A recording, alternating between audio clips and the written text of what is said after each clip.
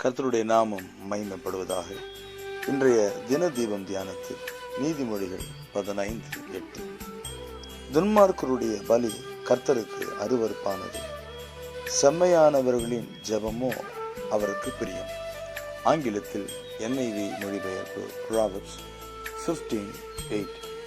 The Lord detests the sacrifice of the wicked, but the prayer of the upright pleases him.